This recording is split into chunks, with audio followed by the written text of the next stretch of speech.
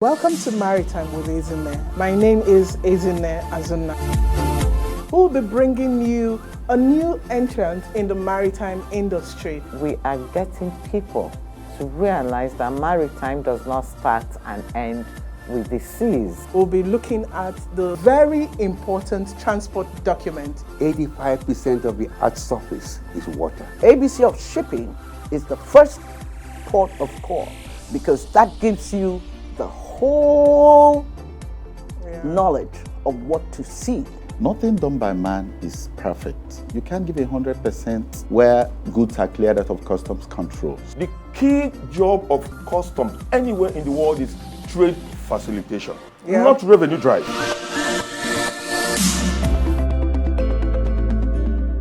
Welcome to Maritime with Ezinne. I'm your host, Ezinne. So our guest today is no other person but the president of the Women in Logistics and Transport. She is also the president of Corporate Fleet Truck Owners Association of Nigeria. Mrs.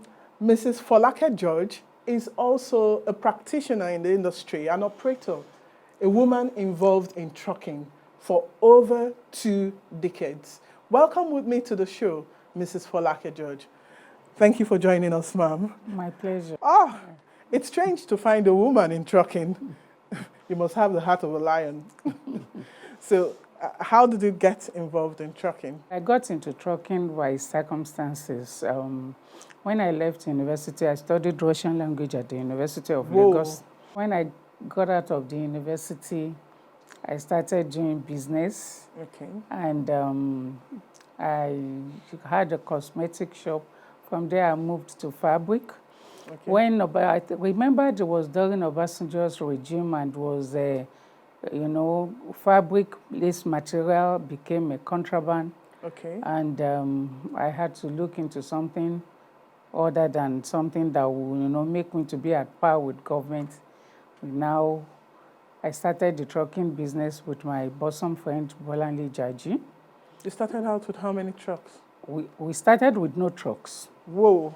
Yeah, we started with no trucks, and we were renting from those that have trucks. So we now have Max Line controlling trucking when the ports got concessions. Mm-hmm. We were moving trucks getting trucks from owner. We now became a third-party trucking company. After some time, the Max Line insisted that if you want to be a contractor, you must own your own trucks. Wow. And that was how we started investing in trucks. We started with... That must have been expensive. Yeah, we started with 5. You footed the bill, you got facilities? No, we got finance from the bank. It was Unity Bank financed initially with the help of Ajia Bola Shagaya, who was one of their board members.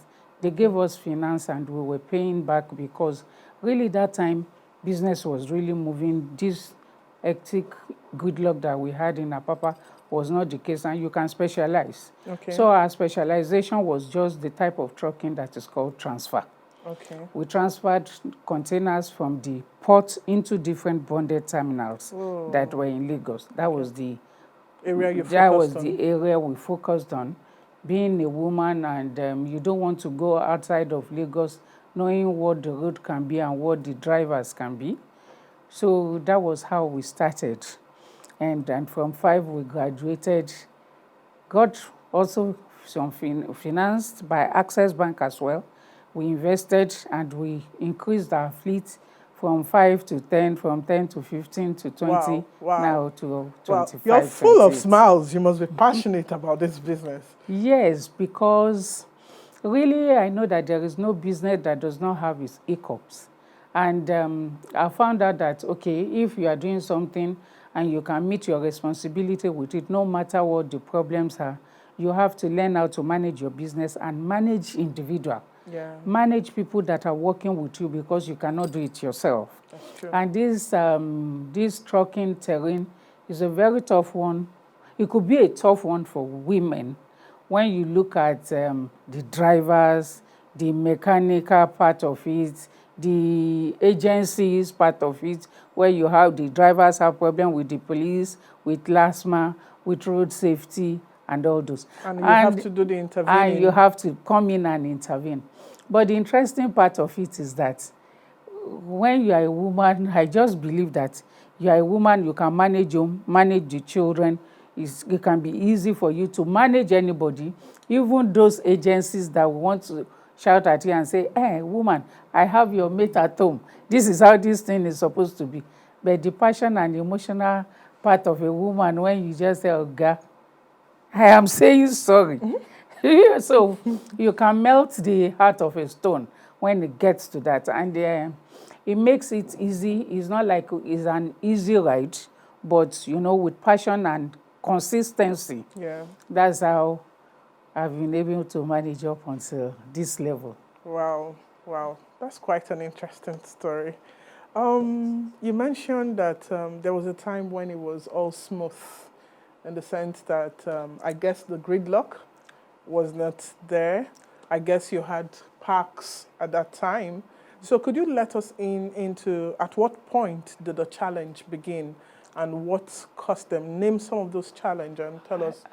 I know that when we were doing transfer from Apapa Port to as far as AML terminal those days along the satellite axis, along trade fair axis, between when you move, especially on a weekend, there was a weekend we did 120 trips. Wow. With about 15 trucks. And it was not overnight, it was during the day. That time it was not 24 hours operation in the port for transfer. So it was from morning till about 6 p.m. And drivers that have, our fleet was about 15, 16 then. And we were able to do 120 trips from Apapa Port to Denka Terminal. Wow. The drivers were going, they were coming back, take container, drop, come. So at what point did it now get I wrong? just want to remember because I remembered. Before you keep going, let's go on a short break. We'll be back. All right. So please stay tuned. Our guest is still Folake George. We'll soon be back. You have people that are 1 or 2 trucking company. They don't have retainership. They look for individual customers.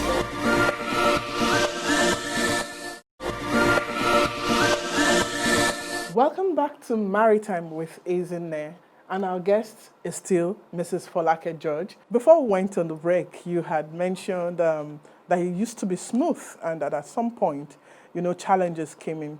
Could you just tell us, let's just go straight to what were the challenges exactly and how have you coped with it? Okay. I want to say that because of the nature of Nigeria, where we're basically import-oriented nation, we have a lot of imports trooping into the country. Then we have this infrastructure lack. The road started giving way, and I just want to believe that government intervention did not come on time. We started having problem with the Tinkan axis. It's still problematic, isn't Yes, it? yes, very problematic. That was where the problem started, and you have all the trucks diverted to Wharf Road. Those that are going to terminals on Tinkan side, they had to come through Apapa Wharf to access the Tinkan axis. And when we spoke to agency, the feelers we got was that Apapa Tinkan axis road has been contracted out by the government for repair. And how long did that take? 5 the years? repair has been taking forever. I don't know. It's not still done. Because I just believe that if we have the ports and you want to, remedy the road, you should come to the place where it's biting hard. I believe that if they had wanted to start the construction, I don't know, it's not my line. Maybe an engineer in the Ministry of Works would have been able to answer me better.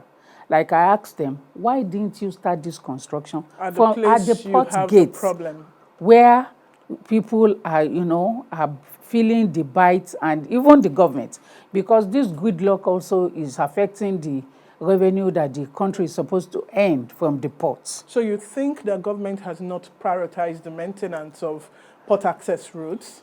I know so. Because if it was not that in 2016-17 that we threatened to down to, and Adiza came to Adiza, managing MPA. director of MPA, came and said, okay, let's see how it will go.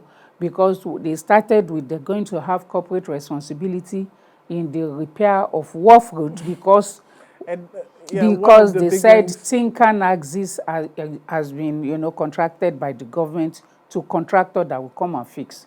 But we felt that wharf road, you remember, at Airways bus stop, on the average 3 or 4 containers will fall at that point every day Yes. because of the ditch in the area. And it's given truckers a bad name because very often you find people, pardon my French, people would refer to trucks as hire killers and all that because we've lost lives as a result. But from what you're saying, do you fault truckers? Not absolutely. Okay, but I they said contribute. not absolutely because, accidents are prone to happen. But there are some things that also we need to look into in like maintenance of the truck. Okay. We look at So that's the individual who runs the business needs that this is my line of business. Like if you want to be a member of the corporate fleet, you must have your garage and you must have minimum of 10 trucks to be a member. But in this industry, we have is an all-commerce industry that is not checked or regulated. There is no. But not there was much, a time MPA came up with some conditions for. That is minimum standard for you to enter into the port. Yeah. To enter into the port. Have they upheld those standards? Yes, it's still on. It's still on. Yes, because those trucks we see bent. You must collect your sticker from MPA when your truck has been checked. But some people could get the stickers without having their trucks checked. Else, how come we see trucks bent to one side plying our roads? No, maybe that will be a mechanical issue. So they do not intervene? It might be mechanical issue that can come up probably after the check has been done. You mentioned the Lilly Pond truck transit terminal by the MPA. I know that a garage or a park for trucks had been one of the problems that many truckers had. In what way has that aided what you do? The Lilly Pond is a transit park, not truck park. Okay. It's a transit park. You come from your garage to come into Lilly Pond, then you use your call-up to go into the port to go and assess the goods you want to carry. That is the essence of the Lilly Pond Transit Park. It's not a park for truck to come and stay there forever or use as their garage. No, that's not the intention of MPA. The intention of MPA is that they have registered trucking companies that have their own garages. So they call them from their garage to come to Lilly Pond to go further to the port, so that you won't have them. How effective is that since we have liters of trucks on the bridges? Why do we have that? Because it's almost a notion that the gridlock is caused by truckers. It's not caused by truckers, actually. Not 100% caused by truckers. Because I'm not going to exonerate us completely. Okay. Because, in every society you have these bad eggs. And I told you earlier that you have people that are 1 or 2 trucking company. They don't have retainership. They look for individual customers that will come and employ their services to go and do their job. So they have their own tactics that they deploy to get customer. And one of the tactics is for them to carry their empty containers on their head. Even when they are called to come and drop the empty container, they waste time by standing on the road waiting for customer to give them the delivery. So apparently we need regulation. We need a lot of regulation in the trucking sector. Thank you for joining us on the Maritime with Ezinne. I wish we could continue, but we'll invite you again because trucking is a part of Maritime. Yes. So we'll keep inviting you until we'll have it all done well. There is no problem. All right, viewers, thank you for joining us on Maritime with Ezinne. I'm sure you had an interesting time with us. Until we come your way again, do stay blessed. I am your host, Ezinne Azunna.